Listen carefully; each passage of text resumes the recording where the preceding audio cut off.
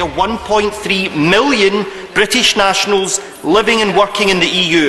Of course. I thank the honourable gentleman for what he has done to protect the rights, not just obviously of his not just, forgive me, Mr. Speaker, not just of his parents, but of the 3.2 million and the 1.3 million UK nationals living and working in the rest of the European Union. It is self-evidently in the interests of our friends and partners on the other side of the Channel that they should give symmetrical protections, and I'm sure that they will. But I think the House would agree that it is also incumbent on us to look after the rights of the people who have lived, worked, dwelt among us, made their lives here, and that is what we are doing. Stella Creasy. Thank you, Mr. Speaker.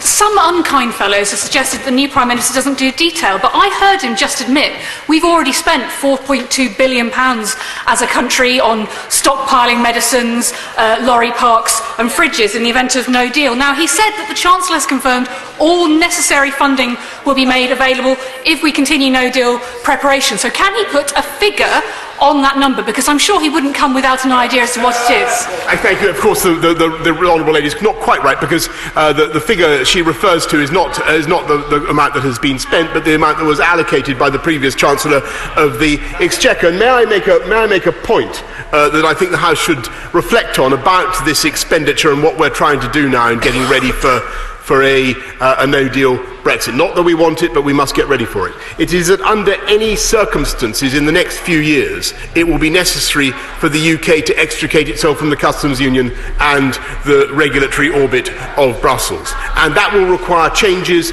in which it is important to invest. And that is what we are going to do now. And that is why there will be a big public information campaign. And I'm sure she will be wanting to join in advertising the benefits of that campaign. Order. I'd like to accommodate everybody. That may not be possible, but I'm going to try. Single sentence questions. If people go beyond that, they'll be cut off. Simple as that. Colin Clark.